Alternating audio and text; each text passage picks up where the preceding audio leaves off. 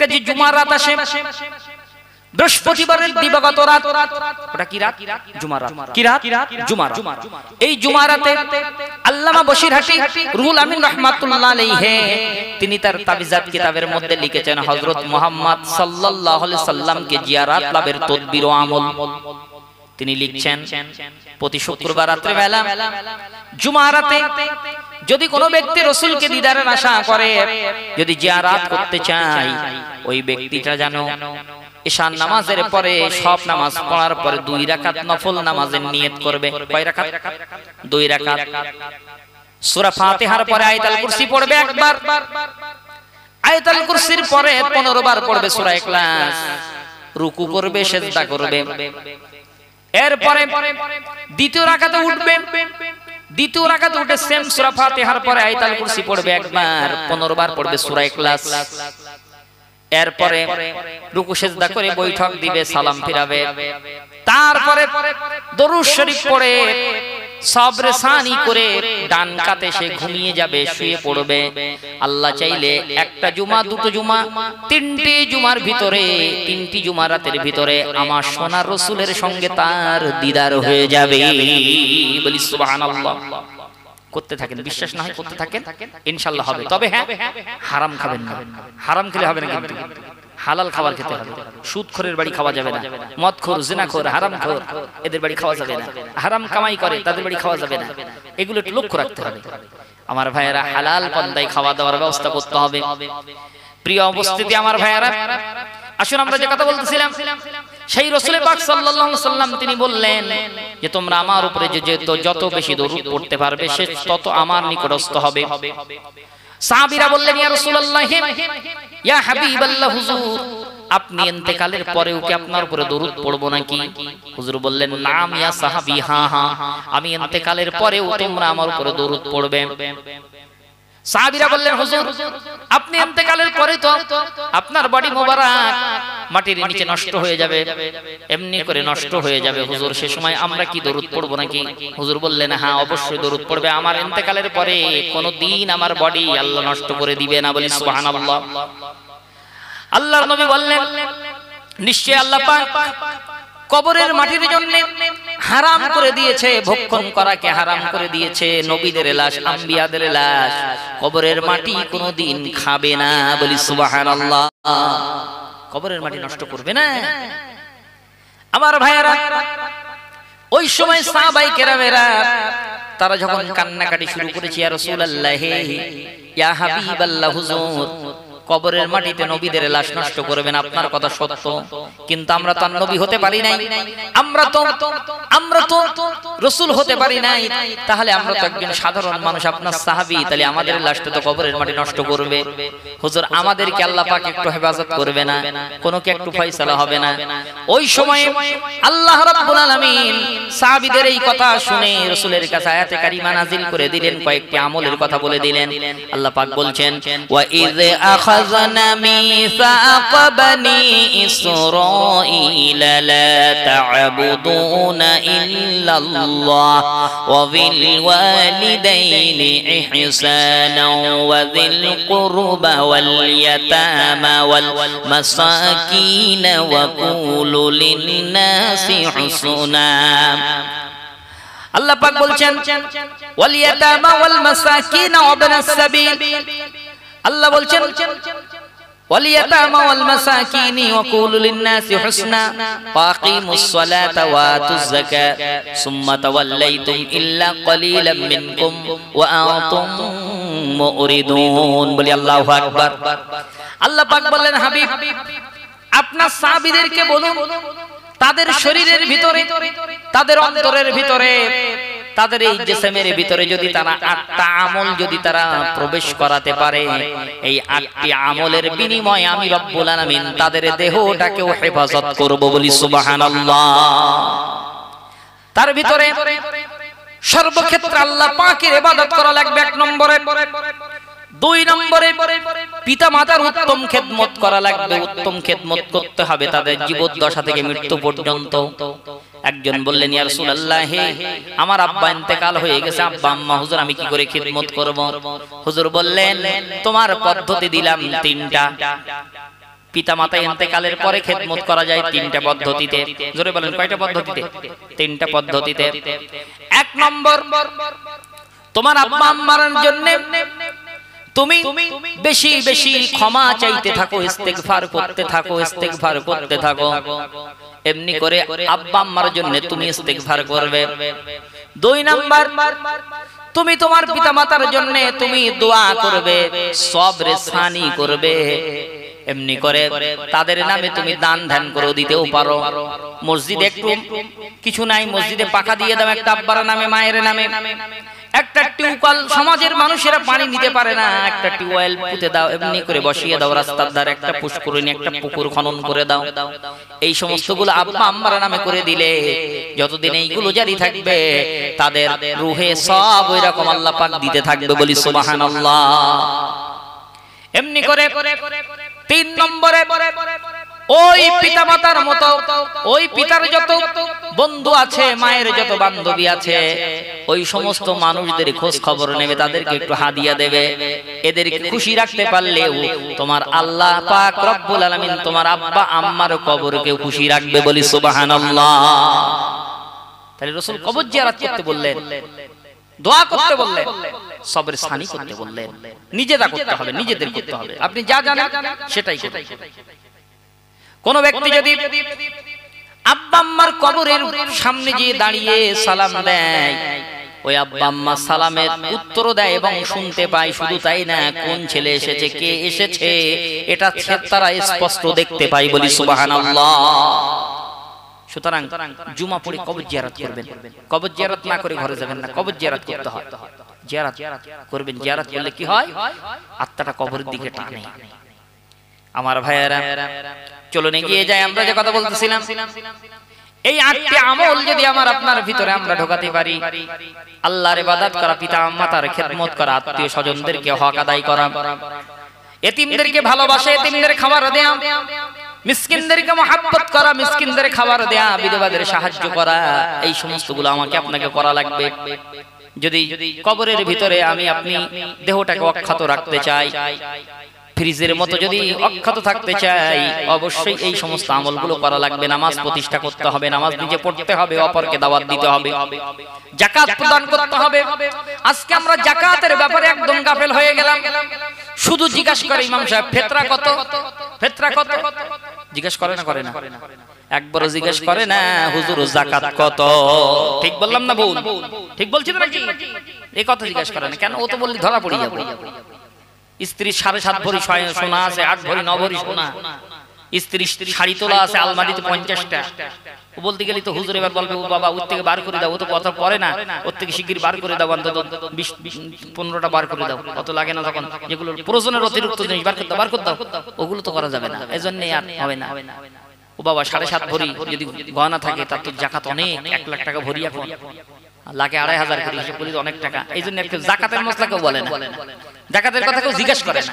কিন্তু না, কোন ব্যক্তি যদি যাকাত না দেয়, যাকাত যদি না দেয়, ওই ব্যক্তির ওই সম্পদগুলো সব কিয়ামতের দিন একত্রিত করে গালানো হবে জাহান্নামের আগুনে। সমস্তগুলো জ্বালিয়ে তাদের পিঠে এবং পাঁজরে সেক দেওয়া হবে। বলেন নাউজুবিল্লাহ।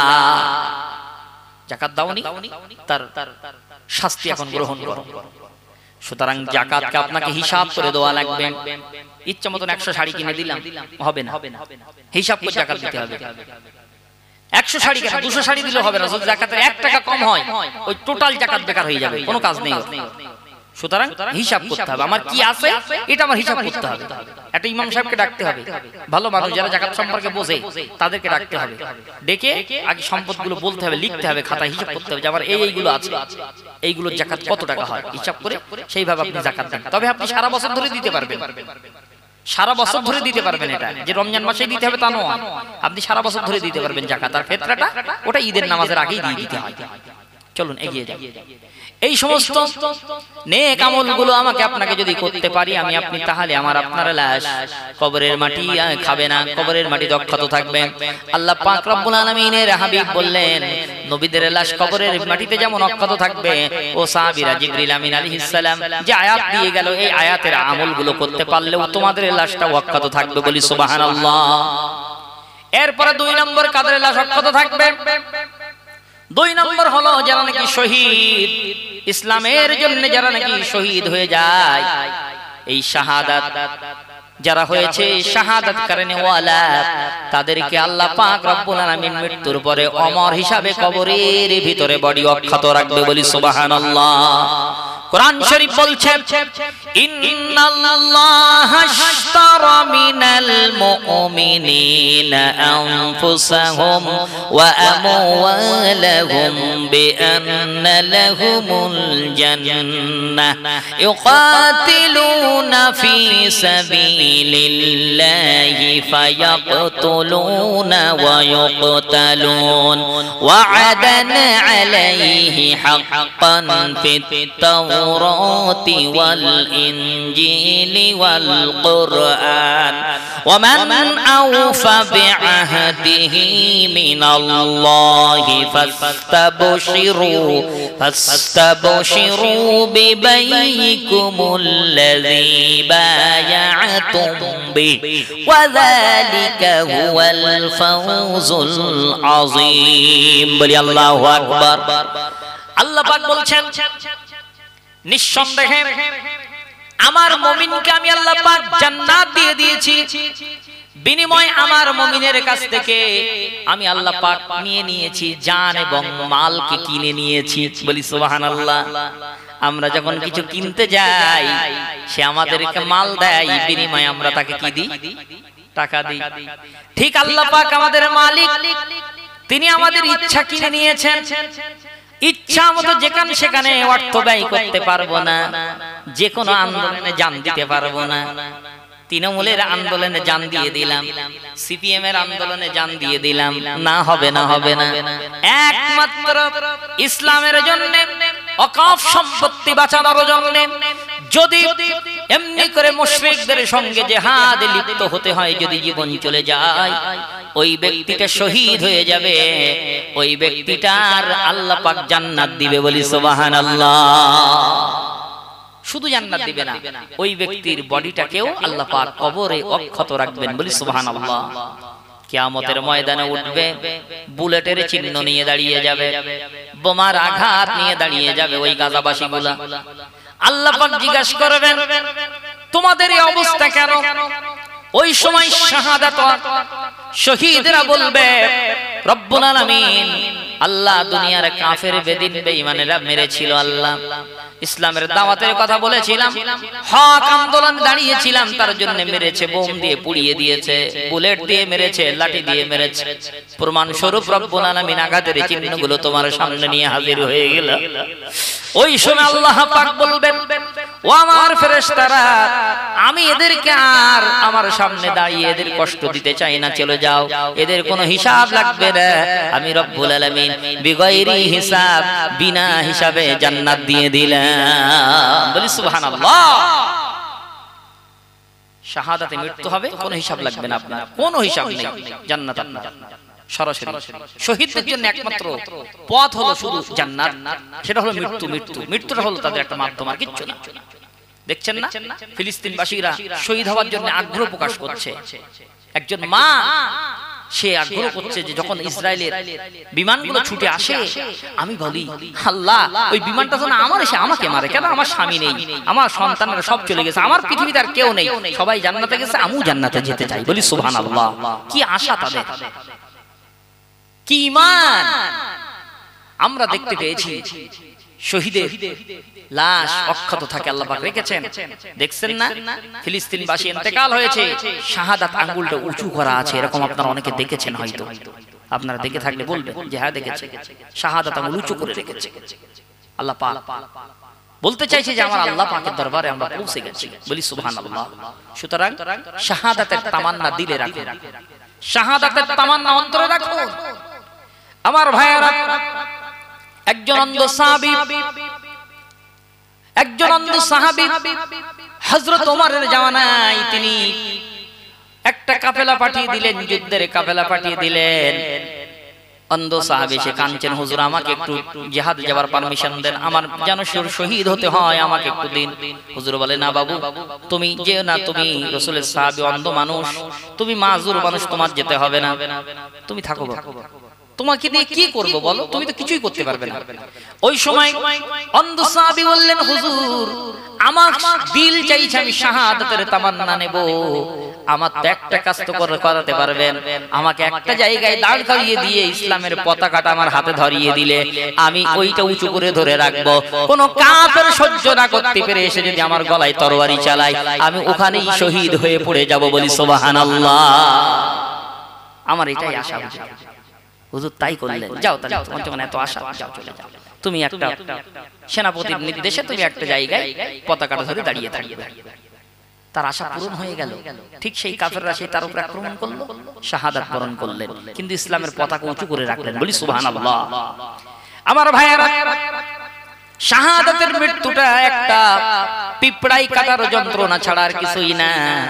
সাহাবায়ে কেরামরা প্রতিযোগিতা করতেন শাহাদাতের মৃত্যু নেওয়ার জন্য। আমার ভাইয়েরা, বাবাজিরা আমার, এমনি করে আমার আপনার দিলে সেই মৃত্যুর আকাঙ্ক্ষা আশা রাখতে হবে।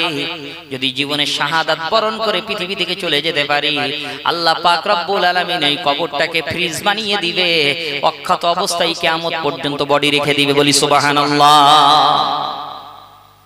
2 নম্বর হয়ে গেল, এবার নাম্বার 3। এবার কত বাবা? 3। কষ্ট হচ্ছে নাকি? অসুবিধা হচ্ছে? চলো একটু মদিনা থেকে ঘুরে আসি। দরুদ শরীফ। আল্লাহুম্মা সাল্লি আলা। আচ্ছা আচ্ছা, সামনের দিকে ফাঁকা আছে না, আর পিছনে মানুষ আছে। আচ্ছা আচ্ছা বাবা, একটু জিকির করেন আর একটু এগিয়ে আসেন, দরুদ শরীফ পড়তে পড়তে এগিয়ে আসেন। আর চলো আমরা আবার একটু নায়াত শরীফ পড়ে আসি। আমি লিখিব চিঠি দেব তোমায়, পাখি পৌঁছে দিও রওজায়। বলি সুবহানাল্লাহ। নায়াতটা শুনতে থাকুন আর একটু এগিয়ে আসুন।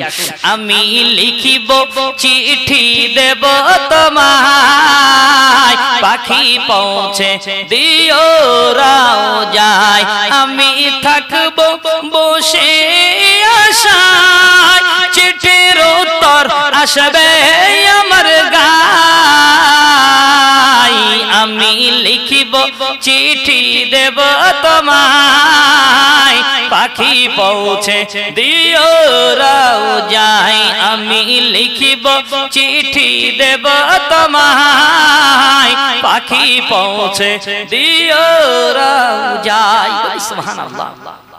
কবে আসবে মদিনার পয়গাম, গায়ে বাঁধবো হাজিদের ঘেরাম। বলি সুবহানাল্লাহ। আরে বলেন না সুবহানাল্লাহ। কবে আসবে মদিনার পয়গাম, গায়ে বাঁধবো হাজিদের ঘেরাম। আমি ঘুরবো মদিনার চারিপাশ, দু চোখে দেখবো সবুজ গম্বুজ। জোরে বলি সুবহানাল্লাহ।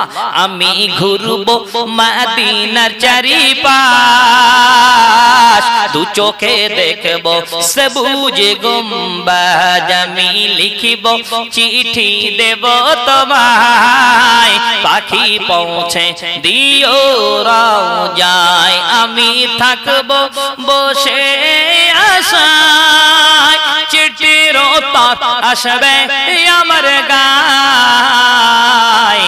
আমি লিখিব চিঠি দেব তোমায়, পাখি পৌঁছে দিও রওজায়। আল্লাহুম্মা, জোরে পড়েন, সাল্লি আলা।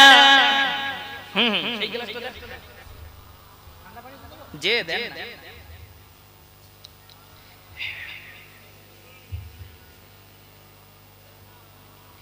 তৃষ্ণায় কাতর আমার মন, তৃষ্ণা মেটাবে আবে জমজম।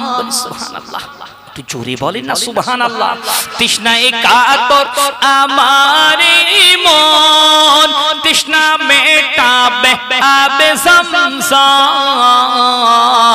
সে পানি মাখবো আমি সারা গায়, পাখি পৌঁছে দিও রওজায়। সুবহানাল্লাহ। সে পানি মাখবো আমি সারা গায়, পাখি পৌঁছে দিও রওজায়, আমি লিখিব চিঠি দেব তোমায়, পাখি পৌঁছে দিও রওজায়, আমি থাকব বসে আশায়, চিঠির উত্তর আসবে আমার গায়, আমি লিখিব চিঠি দেব তোমায়, পাখি পৌঁছে দিও রওজায়। আল্লাহুম্মা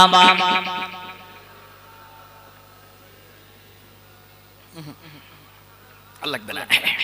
এবার কত হইছে টাইম? কত হইছে সময়? কত হইছে? 11 তাহলে তার বেশি নাই, সময় হয়ে যাবে, আমার ভাই আসবে এখন ইনশাআল্লাহ। তো চলুন এগিয়ে যাই। তাহলে 2 নাম্বার, শাহাদাত যারা বরণ করবে তাদের লাশ আল্লাহ পাক কবরের ভিতরে অক্ষত রাখবেন, বলি সুবহানাল্লাহ। এবার 3, এবার কত বাবা? 3 নম্বরে ওই ব্যক্তিদের লাশ মুবারককে আল্লাহ পাক কবরের ভিতরে অক্ষত রাখবেন। আল্লাহ পাক বলছেন শোনো, 3 নম্বর ওই ব্যক্তি কোন ব্যক্তি? যে ব্যক্তিকে আল্লাহ পাক রব্বুল আলামিন ইলম দান করেছে, ইলম দান করেছে, হাক্কানি আলেম বা ওলিয়া উলিয়া, 4 ধরনের ইলম যাদের অন্তরে, যাদের সিনায় রয়েছে, ওই 4 প্রকার ইলম থাকার কারণে তারা আল্লাহর প্রিয় হয়ে যায়, ওলি হয়ে যায়। এই জন্যই আল্লাহ পাক এই আলেম ওলি আউলিয়াদের লাশটা কবরের ভিতরে অক্ষত রাখে, বলি সুবহানাল্লাহ। অক্ষত রাখে। আল্লাহ পাক বলছেন, আল্লাহ পাক কোরআনে কারীমের ভিতরে বলছেন, আলা ইন্না আউলিয়া আল্লাহি লা খাউফুন আলাইহিম ওয়া লা হুম ইয়াহজানুন। আল্লাহ পাক বলছেন অবশ্যই তাদের কোনো ভয় নাই, তাদের কোনো চিন্তা নাই, যারা নাকি আমার ওলি হয়েছে, আমার প্রিয় হয়েছে, তাদের কোনো চিন্তা নাই, দুনিয়ায় তাদের কোনো ভয় লাগে না, কবরেও তাদের কোনো ভয় থাকবে না, আখিরাতে তাদের কোনো চিন্তা থাকবে না, বলি সুবহানাল্লাহ। 4 ধরনের ইলম ভিতরে থাকা দরকার। সেই ব্যক্তি তাদের লাশ আল্লাহ পাক পৃথিবীতে অক্ষত রাখবেন, কবরের মধ্যে অক্ষত রাখবেন। 1 নম্বর হলো শরীয়ত। ইলম 4 প্রকার। ইলম কয় প্রকার? 4 প্রকার। 1 নম্বর শরীয়ত, 2 নম্বর আপনার কিরা মারিফাত, 3 নম্বর হাকিকাত, 4 নম্বর তরিকাত। এই শরীয়ত, তরিকাত, মারিফাত, হাকিকাত, শরীয়ত, তরিকাত, মারিফাত, হাকিকাত, এই 4 ধরনের ইলম যে ব্যক্তির কাছে থাকে, শুধু শরীয়তের পণ্ডিত্য আছে অথচ মারিফাত নাই, এই আলেম কিন্তু আপনি করে আপনার কিনা এই আলেম না। এই আলেম আল্লাহ কি হবে আল্লাহই ভালো জানে। প্রিয় ভাইরা, সুতরাং আমাকে আপনাকে সেই ইলমগুলো হাসিল করার চেষ্টা করতে হবে, যে ইলমগুলো গোপন ভাবে করা যায়। আল্লাহর ইবাদত যে যত গোপনে করবে সেই ব্যক্তি তত ইলমে মারিফাতের অধিকারী হবে, বলি সুবহানাল্লাহ। গোপন ইবাদত করনে वाला সে আল্লাহর প্রিয় হয়ে যাবে। আপনি হতে পারবেন আল্লাহ প্রিয়, গোপনে ইবাদত করতে হবে। বাবা আমরা কথা বলবো না, কষ্ট হচ্ছে নাকি আপনাদের? কথা বলতে নেই বাবা, কথা বলতে নেই, আল্লাহ পাক নিষেধ করছেন। আল্লাহ পাক বলছেন, ওয়া ইযা কুরিয়াল কুরআনু ফাসতামিউ লাহু ওয়া আনসিতু লাআল্লাকুম তুরহামুন। বলি আল্লাহু আকবার। আল্লাহ পাক বলছেন, যখন আমার কোরআন তেলাওয়াত হয়, ওই মজলিসে যখন উপস্থিত হয়, তোমরা যখন উপস্থিত হয়ে যাও, খবরদার ওই মজলিসে গিয়ে কথা বলবে না। ফাসতামিউ লাহু, আল্লাহ পাকের কথাগুলো মনোযোগ দিয়ে শুনবে। ওয়ানসিতু, সেখানে গল্প করবে না, ডিস্টার্ব করবে না। যদি তোমরা সুন্দরভাবে আমল করার নিয়তে স্বতঃস্ফূর্তভাবে যদি তোমরা শ্রবণ করতে পারো তাহলে তোমাদের উপরে কি করা হবে শোনো, লাআল্লাকুম তুরহামুন। যতক্ষণ পর্যন্ত ওই কোরআনে কারীমের মজলিসে তোমরা বসে থাকবে ততক্ষণ পর্যন্ত আমি আল্লাহ পাকের রহমত তোমাদের উপরে বর্ষণ হতে থাকবে। বলি সুবহানাল্লাহ। তাহলে কোরআনের মাহফিলে কিন্তু কথা বলা যাবে না, গল্প করা যাবে না, আল্লাহ পাক নিষেধ করেছেন। চলুন এগিয়ে যাই। সুতরাং ওলি আউলিয়াদের সঙ্গে আপনি যদি থাকেন, ওলিদের সঙ্গেও যদি আপনি থাকেন, ওই দলের ভিতরে আল্লাহ আপনাকে কবুল করবেন। বলি সুবহানাল্লাহ। ওলিদের সঙ্গে মিশবেন, যারা নাকি ওলি আউলিয়া ভালো ভালো আলেম আছে, যাদের ভিতরে শুধু দুনিয়াবি পার্থিব সম্পদের লোভ নয়, তারা সবসময় আল্লাহওয়ালা, যাদের চোখে পানি আছে, অন্তরটা আল্লাহওয়ালা হয়ে থাকে, ছোট্ট ছোট্ট গুনাহ থেকে তারা বেঁচে থাকে, তাদের সঙ্গে থাকবেন। এরা ওলি, এদের সঙ্গে থাকবেন। দেখবেন একটা মাতালের সঙ্গে মিশলে আস্তে আস্তে মাতাল হয়ে যায়, একটা চোরের সঙ্গে মিশলে আস্তে আস্তে চোর হয়ে যায়, হয় কি না? হয় না? আবার একটা ভালো মানুষের সঙ্গে মিশলেও আস্তে আস্তে কি হয়? ভালো মানুষ হয়ে যায়। ঠিক ওই রকম একটা আল্লাহওয়ালা মানুষের সঙ্গে, একটা ভালো মানুষের সঙ্গে যখন আপনি মিশবেন, আল্লাহ পাক বলছেন, ইয়া আইয়ুহাল্লাযীনা আমানুত্তাকুল্লাহা ওয়া কুনু মা'আস সাদিকিন। আল্লাহ পাক বলছেন, ও ঈমানদারেরা, তোমরা আমি আল্লাহ পাককে ভয় করো, আর যারা নাকি সত্যবাদী, পৃথিবীতে যারা সদা সর্বদা সত্য কথা বলে, এই দলের সঙ্গে তোমরা থাকবে। বলি সুবহানাল্লাহ। অন্যত্র আল্লাহ পাক বলছেন, والصديقين والشهداء والصالحين وحسن أولئك رفيقا। বলি আল্লাহু আকবার।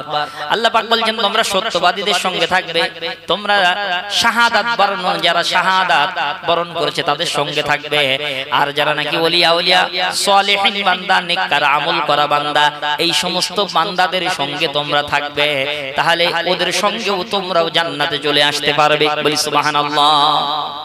সুতরাং এই আল্লাহ পাকের প্রিয় হবার চেষ্টা করেন। এই চেষ্টার সময় এখন, সারাটা জীবন তো ঘুমিয়ে পড়লাম, আসুন একটু রাতের বেলা আল্লাহর সঙ্গে কথা বলি, একটু জিকির করি, একটু দরুদ পড়ি গভীর রাতের বেলা। কেউ জানবে না, কেউ খবর রাখবে না, স্ত্রী পর্যন্ত জানবে না, সন্তানেরাও জানবে না। গভীর রাতে উঠে একটু ওযু করে 2-4 রাকাত নামাজ পড়ুন, নফল তাহাজ্জুদ পড়ুন, পড়ে একটু দরুদ পড়ুন, একটু জিকির করতে থাকুন, গুনগুন করে একটু জিকির করতে থাকুন। দেখুন দিলটা আস্তে আস্তে নরম হয়ে যাবে, চোখে পানি চলে আসবে। বেশি বেশি তওবা করতে থাকি, আল্লাহ পাক আমাদের কবুল করেন। বলি আল্লাহুম্মা আমিন। আমার ভাইয়ারা, এরপরে আপনার কিনা 1 নম্বর নবীগণ, 2 নম্বর শহীদগণ, 3 নম্বর ওলি আউলিয়াগণ, হালিমগণ, হাক্কানি আলেম ওলি আউলিয়াগণ। এবার নাম্বার 4 তো নাকি কত বাবা? 4 কত? যাদের কবরের লাশটাকে আল্লাহ অক্ষত রাখবেন, ডিপ ফ্রিজ বানিয়ে রাখবেন। নাম্বার 4 হলো আল্লাহ পাক রব্বুল আলামিনের হাবিব বললেন, 4 নম্বরে কাদের লাশ অক্ষত থাকবে শোনো, যারা নাকি গাজীগণ হলো তারা যারা নাকি জিহাদের ময়দান থেকে যুদ্ধে বিজয়ী হয়ে ফিরে আসে, যারা শহীদ হয় তাদের লাশ যেমন অক্ষত থাকবে, যারা নাকি বিজয়ী বীর হিসাবে ফিরে চলে আসে, যুদ্ধের ময়দান থেকে বেঁচে ফিরে আসে, ওই ব্যক্তিগুলোর লাশকেও আল্লাহ পাক কবরে অক্ষত রাখবে। বলি সুবহানাল্লাহ। অক্ষত রাখবে আল্লাহ পাক, কবরের মাটি নষ্ট করবে না। সুতরাং মরলে শহীদ হব, নচেত জিতলে কি হব? গাজী হব। এই আশা আকাঙ্ক্ষা আমাদের দিলে থাকা দরকার। আল্লাহ কবুল করেন। বলে আল্লাহুম্মা আমিন। আমার ভাইয়ারা, এই আশাগুলো আমাকে আপনাকে করতে হবে। আর প্রতিমধ্যে যে আমলের কথাগুলো বলেছিলাম, সাহাবারা যে আরজি করেছিলেন, হুজুর আমাদের লাশ কিভাবে আল্লাহ কবরের ভিতরে রাখবেন অক্ষত, সেই ব্যবস্থা আপনি করে দেন। আল্লাহ পাক কোরআনের ডাইরেক্ট আয়াত দিয়ে দিলেন সূরা বাকারা 83 নম্বরে। আল্লাহ বললেন, 8টি আমল যদি তাদের মধ্যে যদি প্রবেশ করাতে পারে, তাদের দেহের ভিতরে যদি 8টি আমল রেখে দিতে পারে, 8টি আমল করার কারণে তারা এই যে কোনো এই 10 শ্রেণীর মানুষের ভিতরে তারা পড়ে যাবে। বলি সুবহানাল্লাহ। আমার ভাইয়েরা, সুতরাং নামাজ কায়েম করতে হবে আমাদের, যাকাত আদায় করতে হবে, পিতামাতার হক আদায় করতে হবে, আত্মীয়দের হক গুলো বুঝে দিতে হবে। ফাঁকি দিলে হবে না। বোনকে ফাঁকি দিলাম না, হবে না। হক ফাঁকি দিলে কিন্তু তার কিন্তু কবরের মাটি কিন্তু ছেড়ে দিবে না, তাকে কবর অবশ্যই নষ্ট করে দিবে, তার কবরটা জাহান্নামের কুয়া হয়ে যাবে। সুতরাং হক ফাঁকি দেওয়া যাবে না, যার যেটা প্রাপ্য তার সেটা বুঝিয়ে দিতে হবে। আমার ভাইয়েরা, আসুন আমরা পরিবর্তন হয়ে যাই, দিল পরিবর্তন করি, নিজেদের জীবনটা গোলামি যখন, যেহেতু গোলামের খাতায় যখন নাম দিয়েছি, আল্লাহর বান্দার খাতায় যখন নাম দিয়েছি, তাহলে পরিপূর্ণভাবে আল্লাহ পাকের সেই আনুগত্য আমাদেরকে করা লাগবে।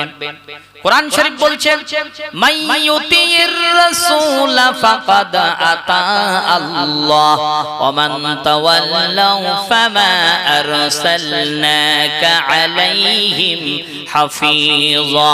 বলি আল্লাহু আকবার। আল্লাহ পাক বলছেন, যে ব্যক্তি আমার রাসূলের আনুগত্য করলো, আমার রাসূলের আতায়াত করলো, সে আমি আল্লাহ পাকেরই আনুগত্য করলো। বলি সুবহানাল্লাহ। সুতরাং রাসূলের তরিকাটা নিলেই আপনি আল্লাহ পাকের যে নির্দেশ সেটাই মানা হয়ে যাবে। বলি সুবহানাল্লাহ। সুতরাং রাসূল যেভাবে চলেছেন, রাসূল যেভাবে আমাদের চলতে বলেছেন সেইভাবেই চলতে হবে। জীবনের সুন্নাত গুলো আমাদেরকে বাস্তবে রূপ দিতে হবে, এটাই আমাদের মাথায় রাখতে হবে। আমার ভাইয়েরা, প্রত্যেকটা কাজ যেন রাসূলের সুন্নাহ অনুযায়ী হয়, সেইভাবে আমাদের জীবন যাপন করার চেষ্টা করতে হবে, চেষ্টায় চিন্তিত হতে হবে।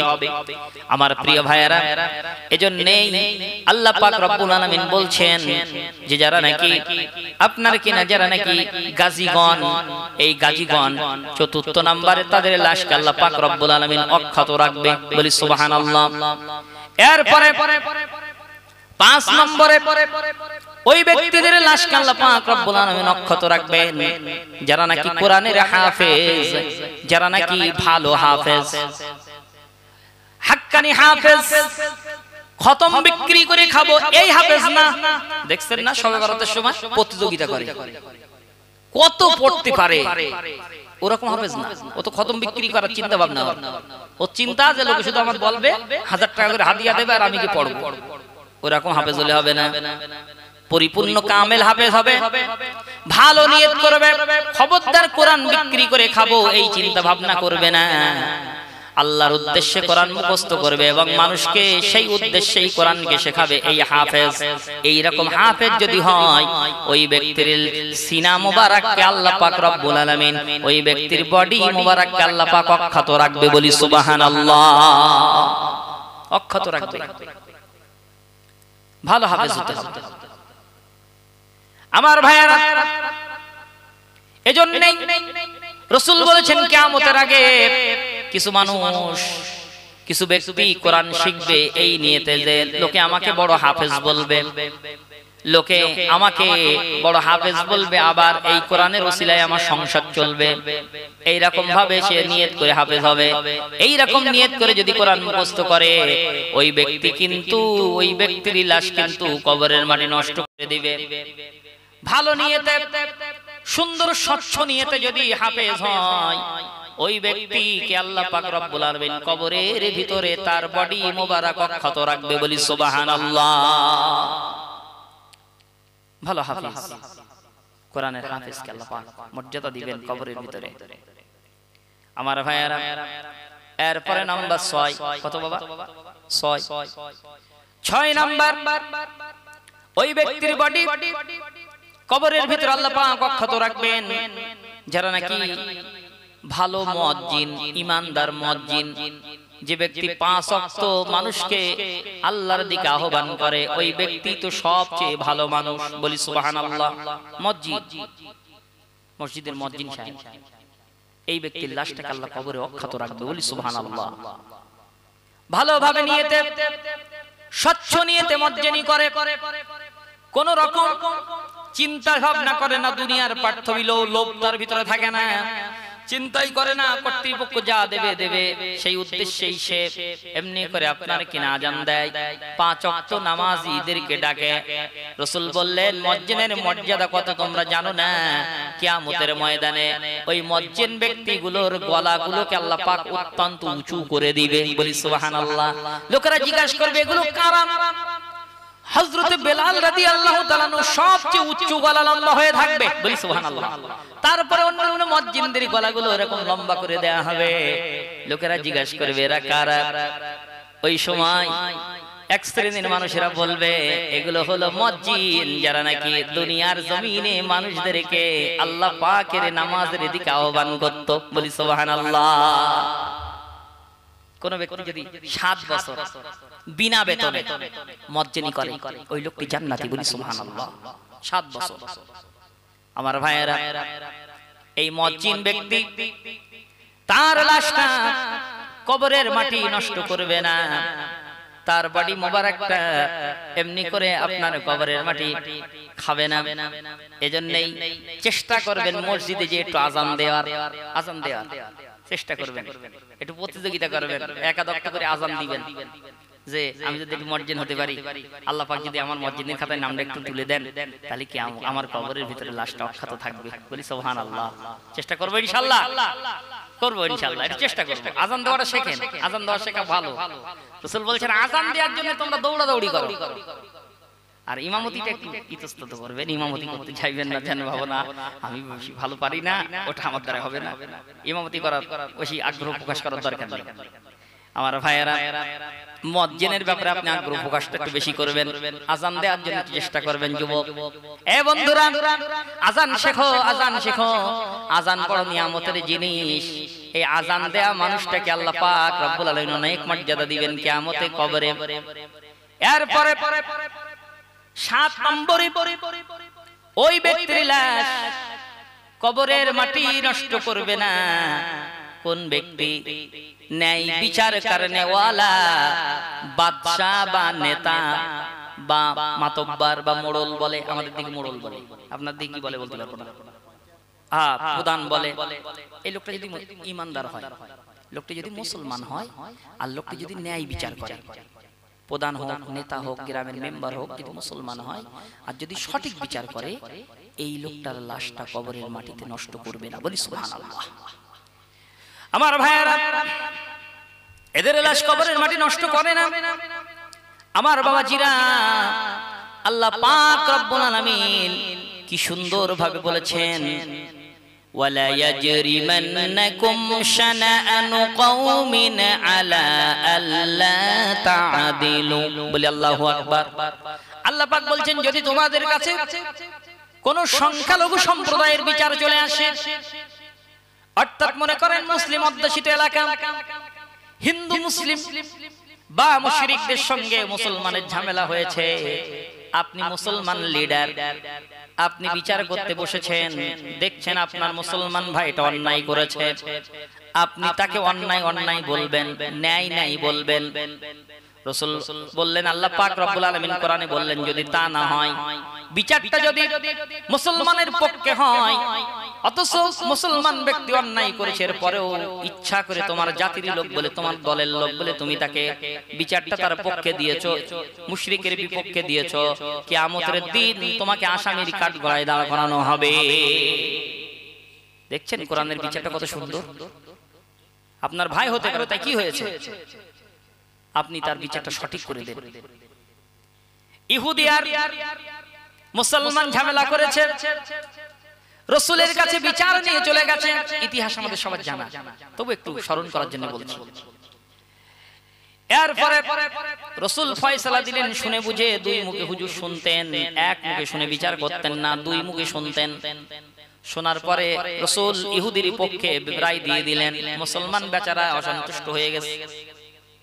আমি নামাজ পড়ি রাসূলের পিছনে, জিহাদের ময়দানে চাঁদা দেই, রাসূলের কথা শুনি, আর রাসূল আমার পক্ষে রায়টা দিল না, বিপক্ষে দিল রায়, এ ঠিক আমার যেন ভালো লাগছে না, মনে মনে অসন্তুষ্ট হয়েছে। ইহুদিকে ডেকে বলছি, ইহুদি চলো, একজন আরেকজন ভালো জ্ঞানী মানুষ আছে, আমি তার কাছে একটু বিচারটা দেব। কার কাছে দেব বলে, ওমরের কাছে যাব। কপালটা কত খারাপ দেখেন। এরপরে হযরত ওমর রাদিয়াল্লাহু তাআলা আনহুর কাছে উপস্থিত হলেন, ইহুদিকে ডেকে নিয়ে গেলেন। মুসলমান বেচারা যে বলছে, ইয়া ওমর রাদিয়াল্লাহু তাআলা আনহু রাসূলের সাহাবী, আমাকে একটা ফয়সালা করে দিতে হবে, একটা বিচার। বলে বিচার করব। বলে হ্যাঁ আপনি একটু বিচার করেন। কি বিচার করব? এর আগে কোথাও গিয়েছিলেন নাকি? বলে হ্যাঁ গিয়েছিলাম। কোথায় গিয়েছিলেন? বলে আমাদের রাসূলের কাছে গিয়েছিলাম। বলে রাসূল কি বিচার করেছে? বলে রাসূল এই ইহুদির পক্ষে রায়টা দিয়েছে, আমার পক্ষে দেয় নাই, আমার ঠিক ভালো লাগছে না। আপনি বিচক্ষণ মানুষ, আপনাকে আমি বলছি আপনি আমার বিচারের ফয়সালাটা একটু করে দেন। কপাল কত খারাপ। হযরত ওমর বললেন, শুনলেন। শোনার পরে উনি বললেন, বাবাজি অপেক্ষা করো একটুখানি, আমি আসছি। ভিতরে চলে গেলেন, ঘর থেকে তরবারিটা বার করলেন, বাইরে চলে আসলেন, খাপ থেকে বার করলেন আর বললেন, যে ব্যক্তি আল্লাহ রাসূল ফয়সালা করে দেওয়ার পরে বিচার মানতে পারে না, আমার কাছে ফয়সালা করতে আসে, ওর ফয়সালা তো এই রকম করে দিতে হয় বলে এরকম ভাবে তরবারি মারলেন। মারার সাথে সাথে তার কল্লা পড়ে গেল, মাথা পড়ে গেল, মুখ ভর্তি দাড়ি, মাথায় টুপি। চারিদিকে খবর হয়ে গেল ওমর একটা মুসলমান হত্যা করেছে। আর কোরআনের পরিভাষা হচ্ছে আল কতলু বিল কতল, যে কতল করবে তাকে কতল করে দাও, এটা কোরআনের ভাষা। কোন মুসলমানকে কতল করে তাকে কতল করে দিতে হবে, হত্যা করতে হবে, হত্যার বদলে হত্যা। এখন সবাই চলে গেলে এবার হইচই পড়ে গেছে, ওমরকে হত্যা করতে, ওমর একটা মুসলমানকে মেরেছে। রাসূলের কাছে বিচার দেওয়া হলো। রাসূল পাক সাল্লাল্লাহু আলাইহি সাল্লাম বিচার করবেন। বিচার একমাত্র যে ওমরকে কতল করে দিতে হবে। এমত অবস্থায় আল্লাহ রাব্বুল আলামিন কোরআনে কারীমের আয়াতে কারিমা নাযিল করে দিলেন, দিয়ে বললেন, হে রাসূল আপনি ওমরের ব্যাপারে কঠোরতা সিদ্ধান্ত নেবেন না। কেন না? ওমর যে কাজটা করেছে, ওমর কোন মুসলমানকে হত্যা করে নাই, ওমর হত্যা করেছে হলো একজন চূড়ান্ত মুনাফিক। বলে নাউজুবিল্লাহ। এ মুনাফিক, এর মুখে দাড়ি থাকতে পারে, এর মাথায় টুপি থাকতে পারে, কিন্তু এ মুনাফিক। যে আপনার ফয়সালা মানে না হে রাসূল, যে আপনার বিচার মানে না, সে তো আমি আল্লাহকেই মানে না। বলেন নাউজুবিল্লাহ। আমার ভাইয়েরা, এজন্য রাসূলকে শরীয়ত প্রণেতা মানতেই হবে। রাসূলের কোন কাজ যদি কোনো ব্যক্তি একটু নাক ছিটকায় আর বলে এটা আমার ঠিক ভালো লাগে না, এই লোকটি কিন্তু মুসলমান থাকতে পারে কি না। রাসূলের প্রত্যেকটা কাজকে আপনাকে সম্মান দিতে হবে, মানতে হবে, কোনো কাজকে তাচ্ছিল্য করা যাবে না। অনেকে দেখবেন কথা বলতে বলতে রাসূলের মিষ্টি খাওয়ার সুন্নাতটাকে নিয়ে একটু অবহেলা করে, বলে দেখা শুধু মিষ্টি খাওয়াটা মানে, দাঁত ভাঙাটা মানে না, এরকম বলে একটু ক্রিটিসাইজ করে না করে। এই যে করছে, এই লোকটার ঈমান নেই, এর ঈমান খাতরা। তুমি আমার রাসূলের মিষ্টি খাওয়ার সুন্নাতটাকে নিয়ে ঠাট্টা করছো কেন? হ্যাঁ দাঁত ভাঙা ওটাও সুন্নাত, আমি ওটা অস্বীকার করব না, কিন্তু তুমি ক্রিটিসাইজ করছো কেন? যে আমাদের রাসূলের প্রত্যেকটা সুন্নাত হচ্ছে সুন্নাত, পরিবর্তন হবে না আমার রাসূলের সুন্নাত। আমার ভাইয়েরা, ছোট্ট ছোট্ট সুন্নাহগুলো যদি আমার আপনার জীবনে আমল করতে পারি, এই সুন্নাতের কারণে রাসূল বলেছেন, মান তামাসসাকা বিসুন্নতি ইনদা ফাসাদি উম্মতি ফালাহু আজরু মিআতা শাহীদি আও কামা ক্বালা আলাইহিস সালাতু ওয়াস সালাম। আল্লাহর নবী বলেন, ফিতনার জামানায়, ফাসাদের জামানায়, কঠিন জামানায় যদি কোনো ব্যক্তি আমার একটি ছোট্ট সুন্নাতকে জিন্দা করে, ওই লোকটি 100 শহীদের সওয়াব পাবে। বলি সুবহানাল্লাহ। বর্তমান জামানাটা ফিতনার জামানা তো নাকি? না ভুল বলছি? ফিতনার জামানা তো এখন, ফিতনা চলছে, বিরাট ফিতনা। এই জামানায় একটা ছোট্ট সুন্নাতকে আপনি জিন্দা করুন, মিসওয়াকের আমল করুন। কোন ব্যক্তি যদি ঈমানী অবস্থায় মৃত্যুবরণ করতে চায়, তার ভিতরে 7টা আমল ঢোকাতে হবে। জোরে বলেন কয়টা আমল? 7টা আমল। 7টা আমল করবেন, ঈমানী হালাতে খাতেমা বিল খাইর হয়ে যাবে। বলি সুবহানাল্লাহ। তার ভিতরে একটা আমল হচ্ছে মিসওয়াক করা।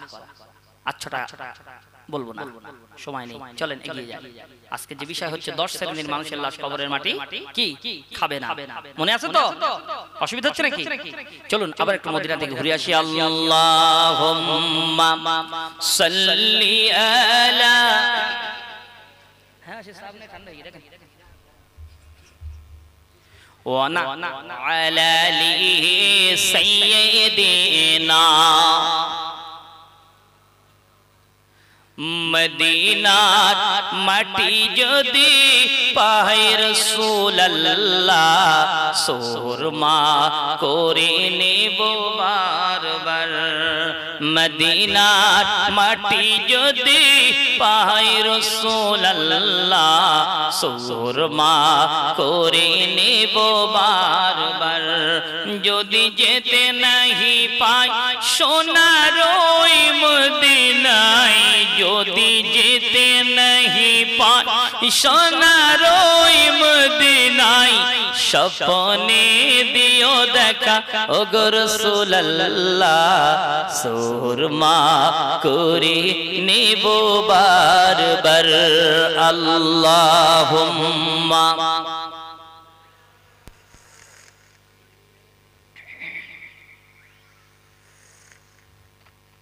একটু ঝিমিয়ে গেছেন কেন বাবা? এটা তাকবীর দান তো নারায়ে তাকবীর, নারে দেখবে সিলসিলায়ে ফুরফুরা শরীফ, নারে দেখবে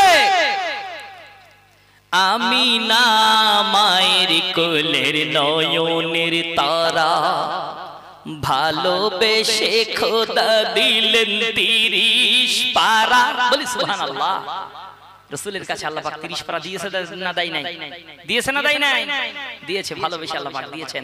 আল্লাহ বলছেন ওয়া আমিনু বিমা নুজিলা আলা মুহাম্মদ ওয়া হুয়াল হাক্কু মির রাব্বিহিম। আল্লাহ বললেন ঈমান আনো সেই কিতাবের উপরে যেটা নবী মুহাম্মদ সাল্লাল্লাহু আলাইহি ওয়াসাল্লামের উপরে নাজিল করা হয়েছে সত্য সহকারে। বলি সুবহানাল্লাহ।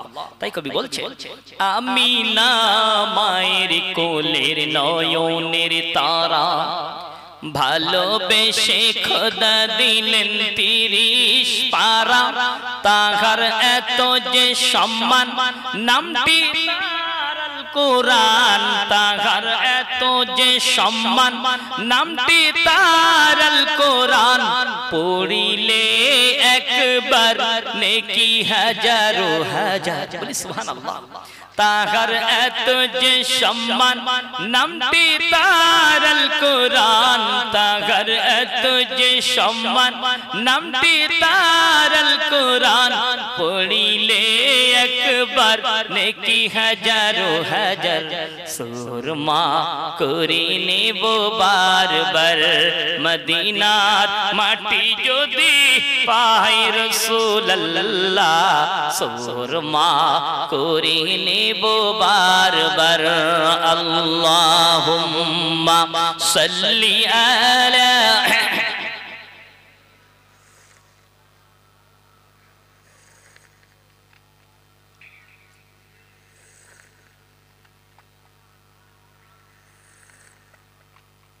আল্লাহুম্মা সাল্লি আলা সাইয়্যিদিনা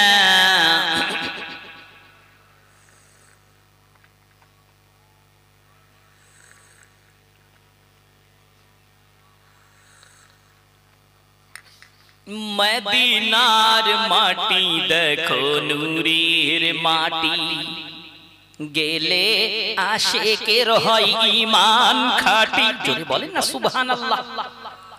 মদিনার মাটি দেখো নূরের মাটি গেলে আশিকের হয় ঈমান খাঁটি তাই তো আসি আজ আশায় কবে যাব মদিনায় তাই তো আসি আজ আশায় কবে যাব মদিনায় একবার ডেকে নাও ওগো প্রভু আল্লাহ সুরমা করে নেব বারবার মদিনার মাটি যদি পাই রাসূলুল্লাহ সুরমা করে নেব বারবার যদি যেতে নাহি পাই সোনার ওই মদিনায় যদি যেতে নাহি পাই সোনার ওই মদিনায় স্বপ্নে দিও দেখা ওগো রাসূলুল্লাহ সুরমা করি নিও বারবার আল্লাহুম্মা। এবার যান এই সাইফুল্লাহ ভাইকে ডেকে নিয়ে আসেন, আমার ভাই তিনি আসবেন।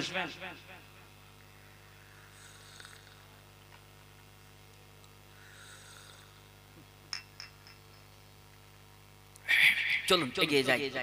দেখতে দেখতে 7টা পয়েন্ট বলে ফেললাম। কয়টা পয়েন্ট বললাম বাবা? কটা? 7টা। 7 নম্বর হলো ভালো বিচারক।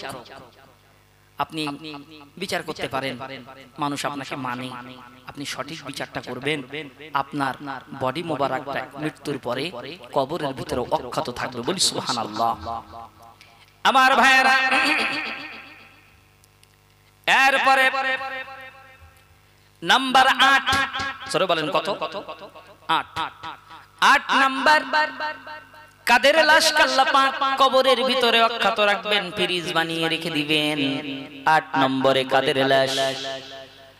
আমার ভাইয়েরা, বাবাজিরা, আমার কিতাবের ভিতরে লেখা হয়েছে, ইমাম গাজ্জালী রাহমাতুল্লাহ আলাইহি দাখাইলুল আকবার নামক কিতাবের মধ্যে 10 শ্রেণীর মানুষের কথা উল্লেখ করেছেন।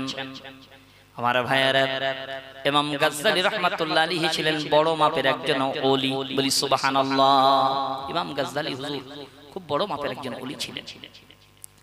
আমার ভাইয়েরা, তিনি লিখছেন 8 নম্বরে, ওই ব্যক্তি মানে এবার কোন পুরুষ নন, এবার হলো একজন নারী। কোন নারী?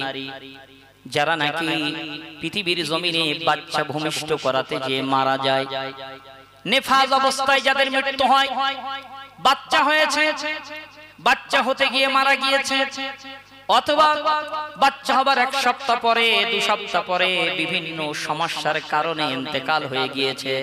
আমরা জানি একটা নারীর নেফাজ চলে প্রায় 41 দিন মতো। কতদিন বললাম?